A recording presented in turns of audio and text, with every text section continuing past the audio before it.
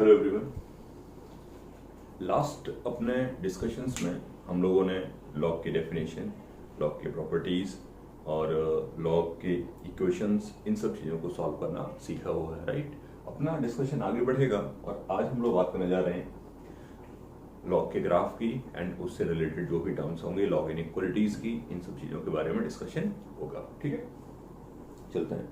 Discussion start करने से पहले एक पॉइंट मेरे पास है, वो सीख लिए। सर्टेन टाइम इसको आप फेस करोगे। एक नंबर होता है ई, जिसको अपन बोलते हैं नेपियर्स कांस्टेंट।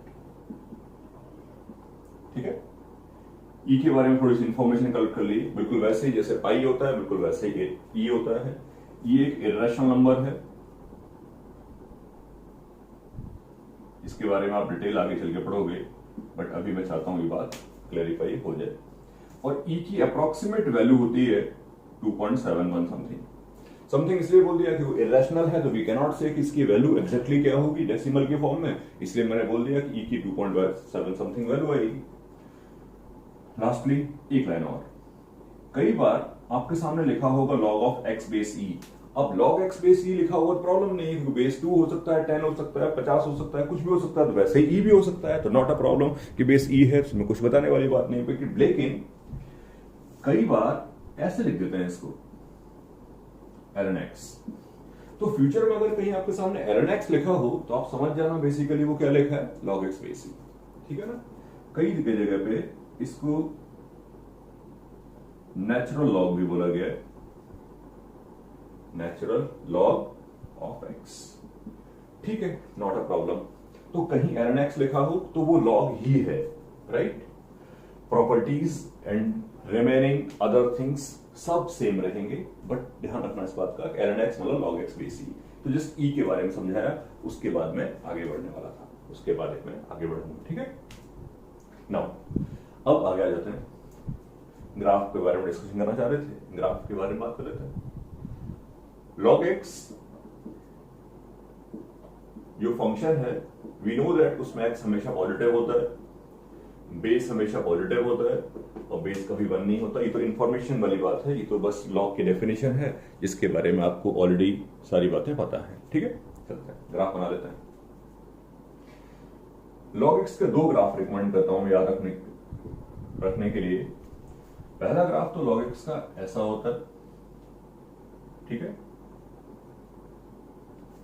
इस साइड तो ग्राफ वैसे ही नहीं आएगा, इस साइड में तो x नेगेटिव होता है, and we know that x negative होगा नहीं, तो इधर ग्राफ वैसे ही नहीं आएगा। इस तरफ ग्राफ बना है आपके सामने, और ये वाला पॉइंट है 1,0, 1 पर फंक्शन की वैल्यू क्या हो जाएगी, 0। ये ग्राफ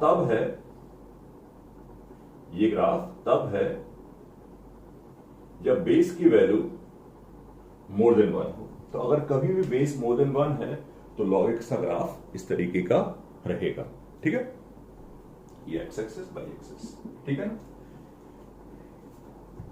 ये जो ग्राफ है ये कभी बाई एक्सिस को मीट नहीं करेगा, बस थोड़ा सा ब्रीफ कर दूं। ये ग्राफ कभी भी बाई एक्सिस को मीट नहीं करेगा, क्योंकि बाई एक्सिस पर x की वैल्यू 0 होती है, and we know that x कभी 0 नहीं हो सकता।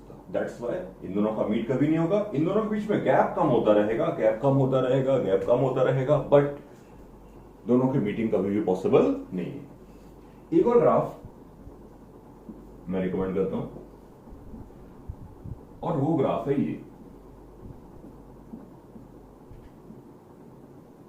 ये ग्राफ तब है जब बेस की वैल्यू 0 to 1 हो।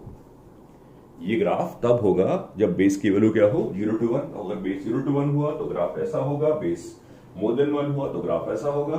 Don't discuss about these things के ए क्या है, बस बोल दिया ना, log x बेस 2 भी ऐसा ही होगा, log x बेस 3 भी ऐसा ही होगा, log x बेस 100 भी ऐसा ही होगा, log x बेस हाफ भी ऐसा ही होगा, log x बेस 1/7 भी ऐसा ही होगा। नेचर ऐसा रहेगा, बाकी कुछ डिफरेंसेस होंगे, those we will discuss in next discussions, right.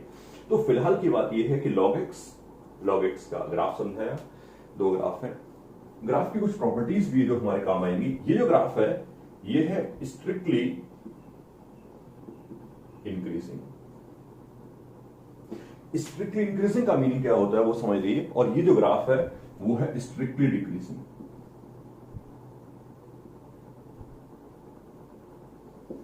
Strictly increasing word का मतलब होता है जैसे जैसे x बढ़े वैसे वैसे y बढ़ना चाहिए, तो ऐसे नेचर को हम बोलते हैं इंक्रीजिंग। अगर मैं ग्राफ पे चलना शुरू कर दूं तो तुम्हें दिखाई देगा x बढ़ रहा है ना, और y भी बढ़ रहा है। x बढ़ रहा है, y भी बढ़ रहा है, इस नेचर को बोलते हैं हम लोग इंक्रीजिंग। आगे x बढ़ रहा है लेकिन y कम हो रहा है, x बढ़ रहा है और y कम हो रहा है, इस नेचर को अपन बोलते हैं क्या, स्ट्रिक्टली डिक्रीजिंग। तो स्ट्रिक्टली इंक्रीजिंग और स्ट्रिक्टली डिक्रीजिंग समझा दिया तुम्हें, करेक्ट पॉइंट। एक दो पॉइंट और मैं यहां डिस्कस करना चाह रहा हूं, जो हमारे टर्मिनोलॉजी है वो हमें आनी चाहिए, ठीक है ना, कई बार ऐसी बातें आएंगी आपके सामने। एक वर्ड और समझा दूं आपको, डोमेन। डोमेन का मतलब होता है set of values of x for which function is defined। x के वो सारे वैल्यूज जिनके लिए फंक्शन डिफाइन है उसको हम बोलते हैं डोमेन, करेक्ट पॉइंट है। जैसे log x के बारे में तो आप पूरी बात जानते ही हो, तो domain of log x, domain of log x base a is what? 0 से infinity।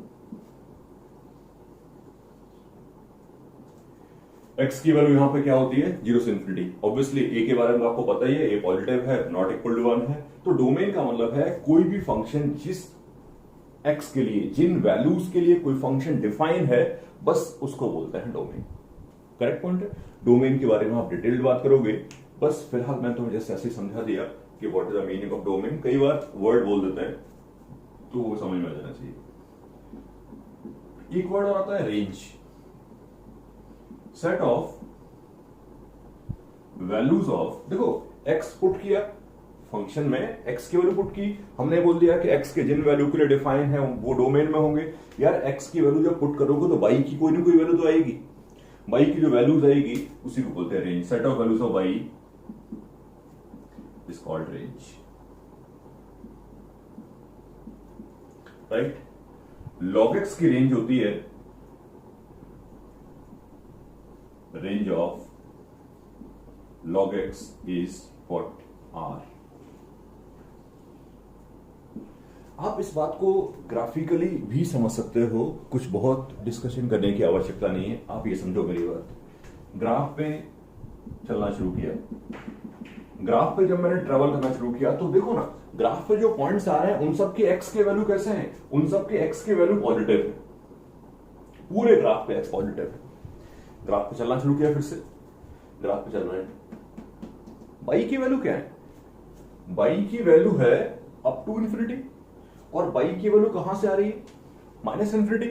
तो जो बाई की वैल्यूज है ग्राफ पर वो रेंज का पार्ट बनेंगे, जो x के वैल्यू ग्राफ पे हैं वो डोमेन का पार्ट बनेंगे। और समझ लेते हैं, ये इसका y क्या है, इसका y बढ़ रहा है इन्फिनिटी माइनस इन्फिनिटी, रेंज क्या होगी, रेंज हो गई r, और r को अपन चाहें तो ऐसे भी कह सकते हैं कि ये हो गया कितना, माइनस इन्फिनिटी से लेके और प्लस इन्फिनिटी। एग्री।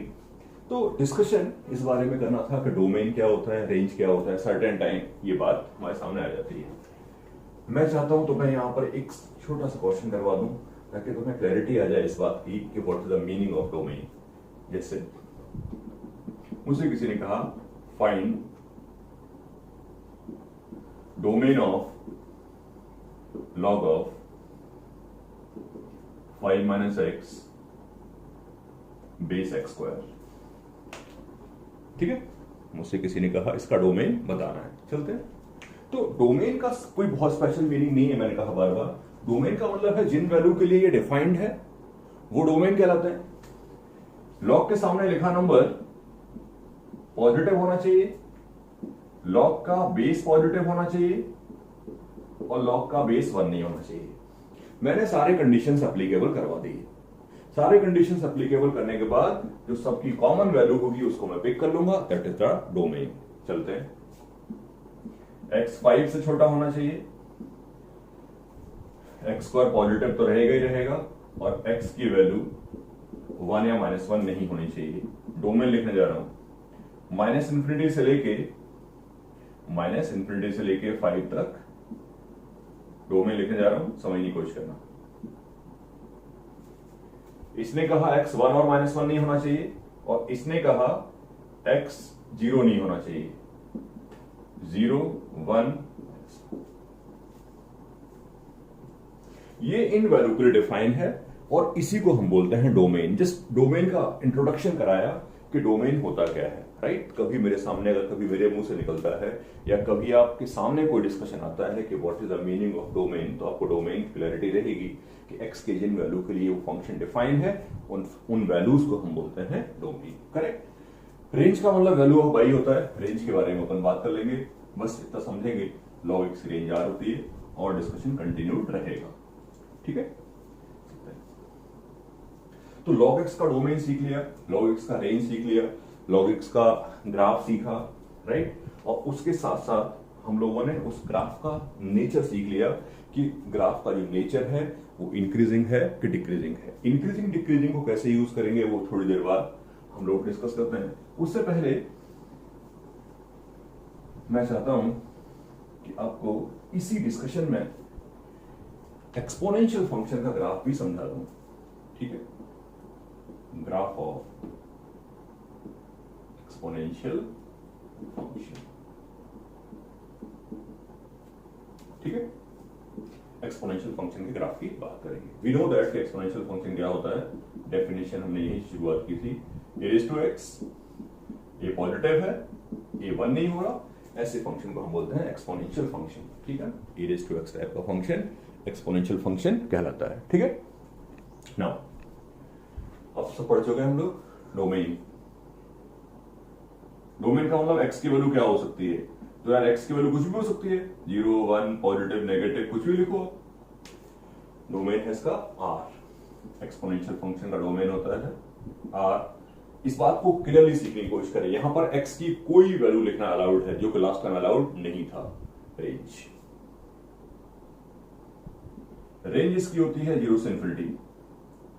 लॉजिकली समझे, कुछ बहुत सारा मैथमेटिक्स नहीं लगाना है। अगर मैं तुमसे ये कहता हूं कि 2 रेज़ टू x, तुमने देखा कि बेस पॉजिटिव है, मेरे सामने अगर 2 रेज़ टू x लिखा हुआ है तो x की मैं कोई भी वैल्यू रखूं, ये क्वांटिटी कभी भी नेगेटिव नहीं होगी। तो वही मैं तुमसे कह रहा हूं, 0 भी नहीं होगी।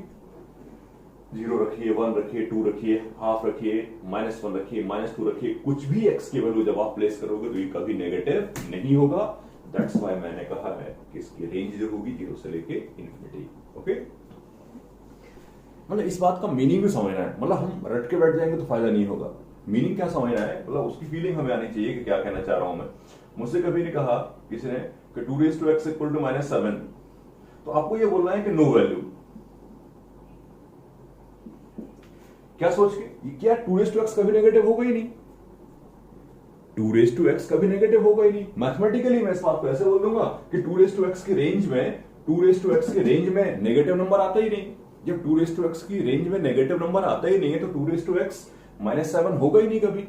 या मुझसे कभी नहीं कहा, किसी ने कहा 3 रेज़ टू x 0 है, तो 3 रेज़ टू x 0 है तो होगा ही नहीं 3 रेज़ टू x 0, क्योंकि 3 रेज़ टू x यानी कि एक्सपोनेंशियल फंक्शन, एक्सपोनेंशियल फंक्शन की रेंज में 0 नहीं आता। एग्री। इन सेम मैनर मुझसे कोई कहता है कि 5 रेज़ टू x 11 है, तो 11 एक्सपोनेंशियल फंक्शन के रेंज में आता है, हाँ, तो x की वैल्यू आएगी, yes, log 11 base 5, log 11 base 5। तो वहां क्लैरिटी रखनी है हमें बेसिकली, ठीक है। मैं सिर्फ ये बोलना चाह रहा था कि डोमेन और रेंज हमें याद भी करना है और उनको समझना भी है। कोई भी फंक्शन केवल वही वैल्यू अचीव करता है जो उसकी रेंज में होती है। मे भी शायद तुमने फिजिक्स में पढ़ा हो कि sin x की वैल्यू -1 to 1 होती है। अब मुझसे कोई कह दे आके कि sin x की वैल्यू 5 हो गई, तो कैसे हो जाएगी, हो ही नहीं सकती। मुझसे कोई कहता है sin x की वैल्यू 1/11 होगी, तो कभी न कभी जरूर होगी। मुझे चाहे भले ही एंगल के बारे में नहीं पता, बट मैं कह सकता हूं कि 1/11 ये वैल्यू कभी ना कभी जरूर होगी, ओके। तो डोमेन और रेंज को थोड़ा समझाया, चलते हैं। एक्सपोनेंशियल फंक्शन का ग्राफ ऐसा होता है, ऐसा। ये ग्राफ तब होता है जब बेस मोर देन 1 हो, ये 0,1 है, ये x एक्सिस, ये y एक्सिस, ठीक है। स्ट्रिक्टली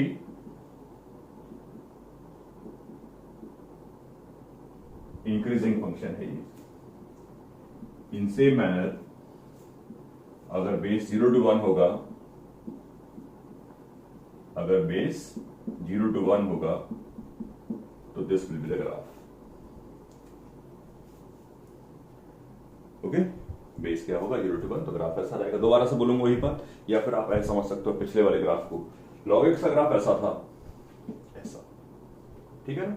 इसका ग्राफ और इसका ग्राफ में बस माइन्यूट चेंज ये है, x और y का रोल इंटरचेंज हो गया।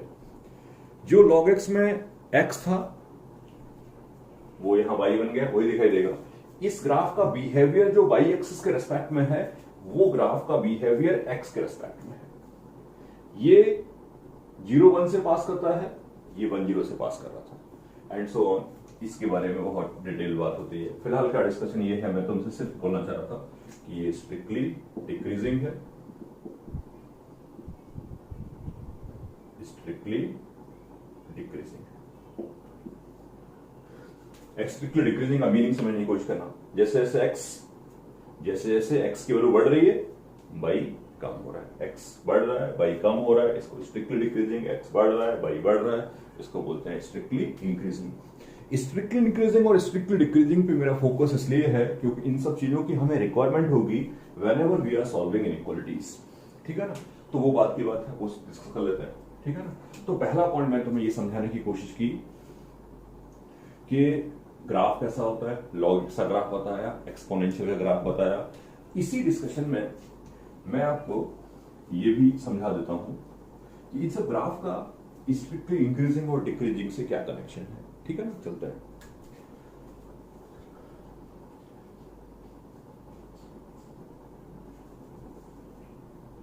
रिलेशन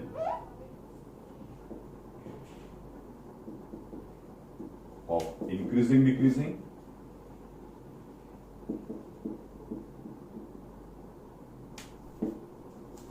विद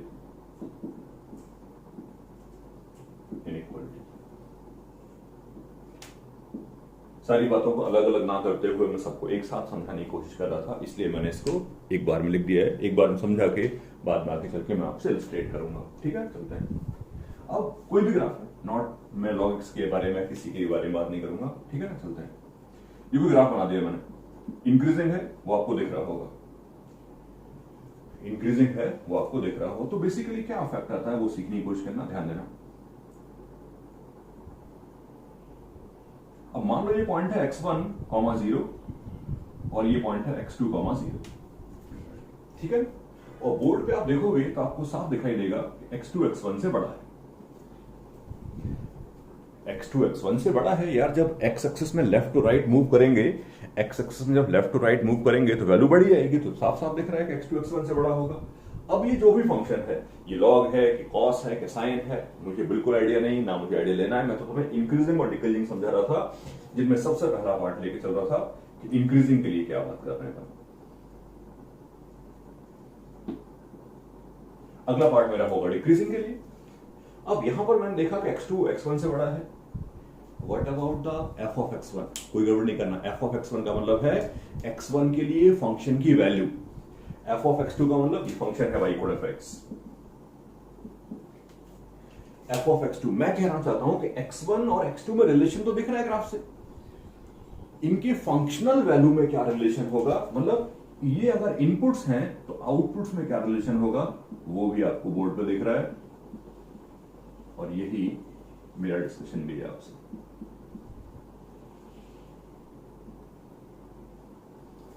डबल एरो इसलिए क्योंकि समझना ये है कि अगर x2 x1 से बड़ा है तो f of x2 f of x1 से बड़ा होगा। This is the behaviour.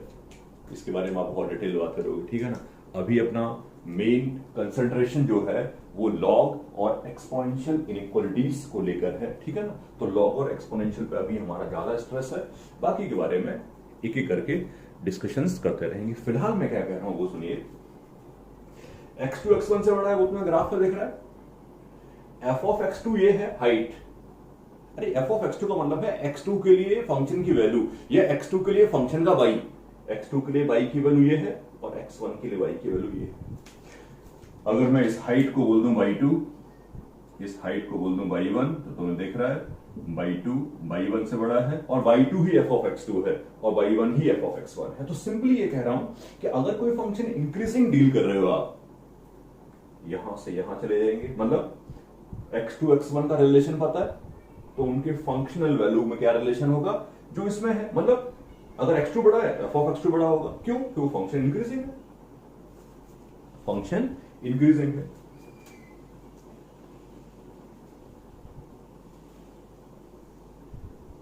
Simply summarise करने की कोशिश करो, जैसा रिलेशन नंबर्स में होगा वैसा ही उनके फंक्शनल वैल्यूज में होगा। जैसा रिलेशन इन पे होगा वैसा ही रिलेशन होगा। वैसा से मतलब जो बड़ा छोटा जैसा है वैसा ही रहेगा। इन सेम मैनर मैं तुमसे बात करना चाहता हूं डिक्रीजिंग के बारे में। कोई सोचेगा नहीं ये ग्राफ मैंने कौन सा बनाया, लॉग एंड ऑल। डिक्रीजिंग का डिस्कशन करना है मेरे अब, डिक्रीजिंग के लिए। मतलब डिक्रीजिंग वाले केस में इनइक्वालिटी पे क्या इफेक्ट आएगा वो आपको समझाना है, ठीक है ना। डिक्रीजिंग वाले केस में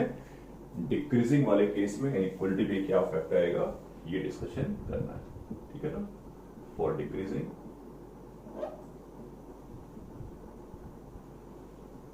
ठीक है, कोई ग्राफ बना दिया, कुछ भी हो सकता है। और सुनिए, ये x1 है, ये x2 है और आप अच्छे तरीके से देख पा रहे हो बोर्ड पे x2 x1 से बड़ा है। आप बोर्ड पे देख पा रहे हो कि x2 की वैल्यू x1 से क्या है, लार्जर है। चले, f of x2 और f of x1 में रिलेशन क्या होगा, जस्ट रिवर्स।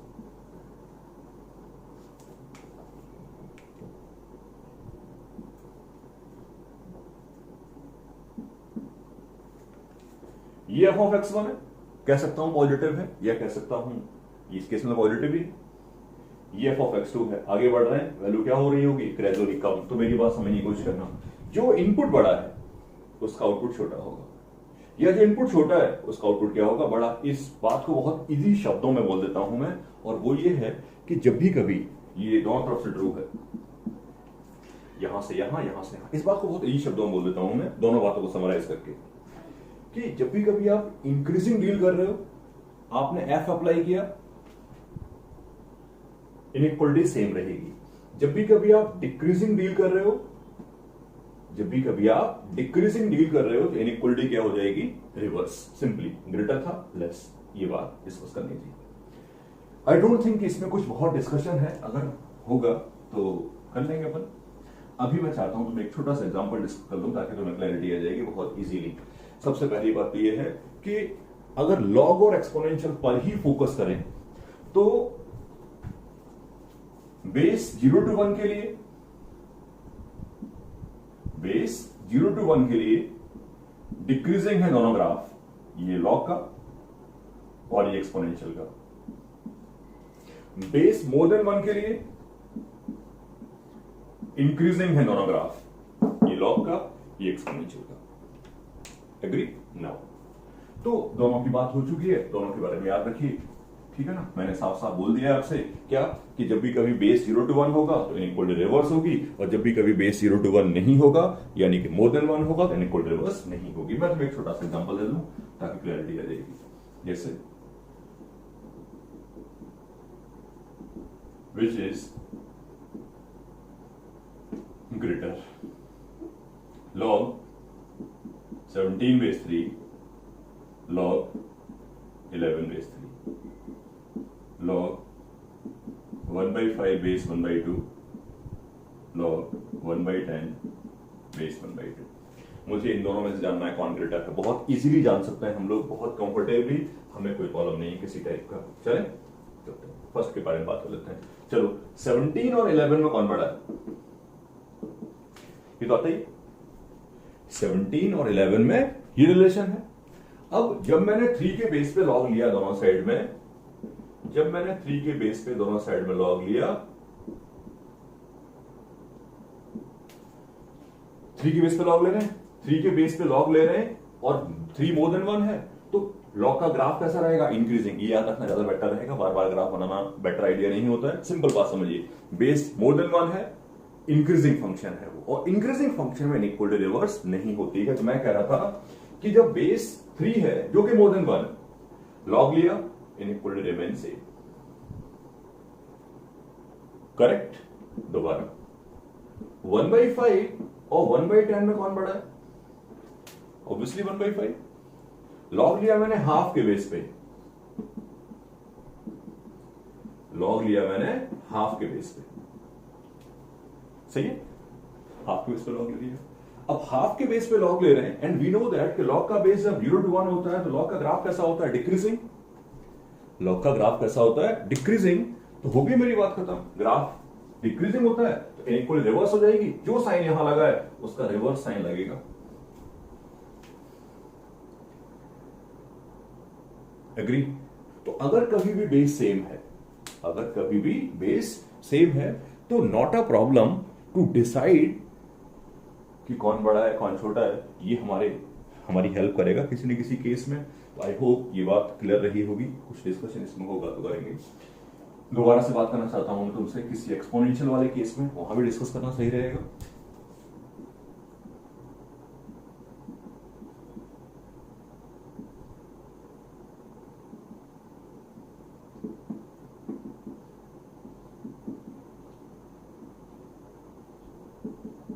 अभी अपन बेस सेम की बात कर रहे हैं, अभी अपन बेस सेम की बात कर रहे हैं, फिर बाकी चेंज कर लेंगे कुछ करना होगा तो, ठीक है।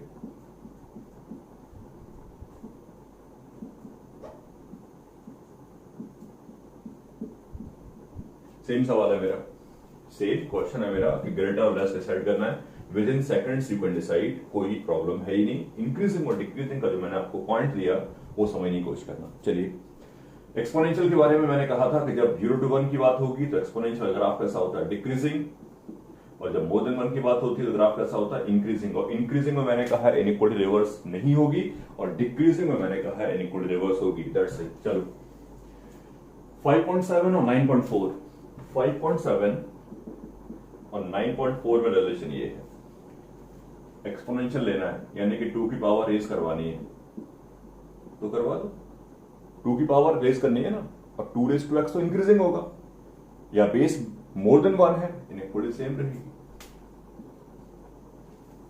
1/6 और 1/11 में 1/6 लार्जर है, बेस 5 है, तो जो नंबर्स में रिलेशन होगा वही एक्सपोनेंशियल्स में होगा। आगे बढ़ा मैं, √3 और √2 में ये लार्जर है। अब यहां बेस हाफ है, हाफ रेज टू √3 और हाफ रेज टू √2, जो रिलेशन है वो रिवर्स हो जाएगा क्योंकि बेस इस बार 0 to 1 है, बेस इस बार 0 to 1 है। जो भी रिलेशन आपके सामने है that is कंफर्मली reverse. Okay, I hope यहां पर तुम्हें जस्ट पूरे डिस्कशन में मैंने कुछ सवालों की बात नहीं की है, ग्राफ, डोमेन, रेंज, इन सब चीजों को समझाया, और तुमसे बात की मैंने what is the affect of inequality, what is the affect of inequality while the function is increasing और डिक्रीजिंग। इसको और यूज करेंगे अपन नेक्स्ट डिस्कशन में। ओके।